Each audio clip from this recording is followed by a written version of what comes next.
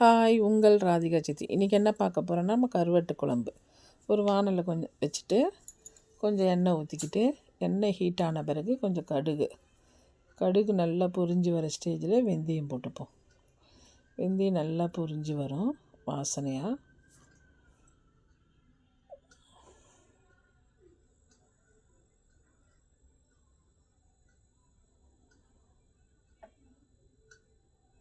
Cut பண்ணி வச்சுருக்க வெங்காயமும் பூண்டு உரித்து வச்சுருக்கேன். இப்போ இந்த ஸ்டேஜில் நம்ம போட்டுப்போம். வெங்காயத்தை கொஞ்சம் கொஞ்சமாக போட்டுப்போம். பூண்டு உரித்து வச்சுருக்கேன்னா அதையும் இப்போ போட்டுப்போம்.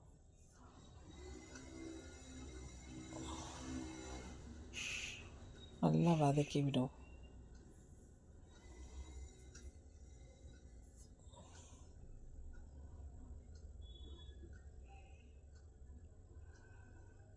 கருவேப்பிலை என்கிட்ட காஞ்சது தான் இருக்குது, அது கொஞ்சம் சேர்த்துப்போம்.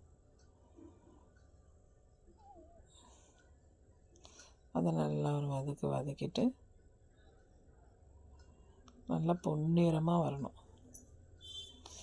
அப்படியே வெங்காயம் நல்லா வதங்கி வரணும், கண்ணாடி மாரி.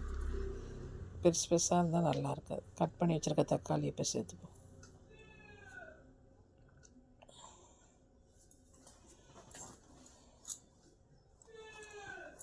அதை நல்லா ஒரு வதக்கிடும்.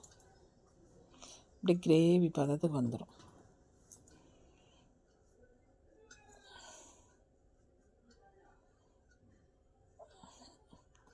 நான் கத்திரிக்காய், முருங்கைக்காய், உருளைக்கிழங்கு கட் பண்ணி வச்சுருக்கேன். அது இந்த ஸ்டேஜில் சேர்த்துப்போம். கருவாட்டு குழம்புக்கு நல்லாயிருக்கும் காய் போட்டு வச்சா. நான் ஊர்லேருந்து வாங்கிட்டு வந்த கருவாடு தான். பொங்கலுக்கு ஊருக்கு போயிருந்தேன், அப்போ வாங்கிட்டு வந்த கருவாடு.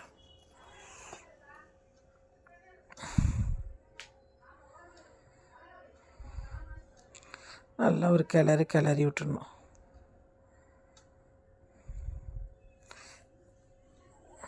தேவையான அளவு உப்பு கொஞ்சம் சேர்த்துப்போம். ஆல்ரெடி கருவாடுலேயும் கொஞ்சம் உப்பு இருக்கும். நம்ம குழம்புக்கு ஏற்ற மாதிரி தேவையானது போட்டுப்போம். மஞ்சத்தூள் கொஞ்சம் சேர்த்துப்போம்.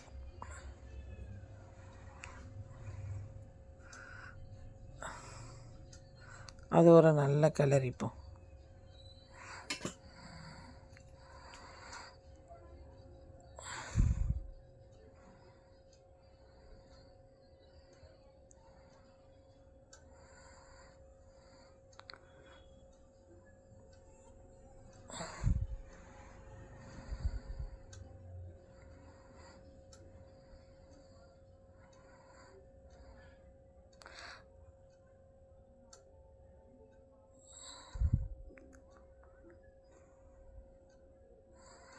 வீட்டில் அரைச்சி வச்சுருக்க மிளகாத்தூள் ஒரு 2 ஸ்பூனு போட்டுப்போம். காரம் கரெக்டாக இருக்கும்.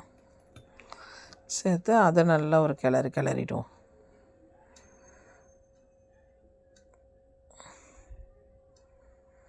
நல்லா வதக்கி விட்டிங்கன்னா அந்த காரம் உப்புலாம் அந்த காயில் இறங்கும், இதுலேயே வெந்துடும். நல்லா வதக்கி விட்ட பிறகு ஒரு 1.5 டம்ளர் தண்ணி இப்போ ஊற்றிப்போம். நல்லா அந்த காய் வேகிறதுக்கு தான் தண்ணி ஊற்றிருக்கேன், வெந்துடும். இப்போயே நம்ம புளியை கரைச்சி ஊற்றக்கூடாது, ஏன்னா காய் வேகாது.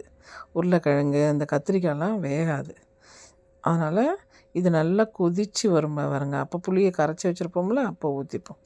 இந்த கொதித்து வந்துருச்சு பார்த்திங்களா? கொதித்து வர ஸ்டேஜில் அந்த புளி கரைச்சி வச்சுருக்கதை ஊற்றிட்டோன்னா வெந்துடும் காய். அப்போ தான் இந்த புளி காரம்லாம் இறங்கும் காயில். இப்போ நல்லா கொதிக்கணும். புளியை ஊற்றின பிறகு நல்லா கொதித்து திக்காக வரணும்.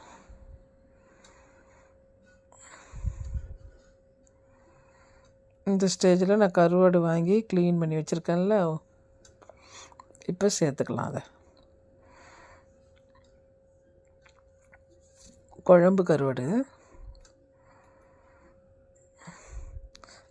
நல்லா போட்டுட்டு நம்ம ஒரு மூடி போட்டு ஒரு 10 நிமிஷம் 5 நிமிஷம் நல்லா வேகும்.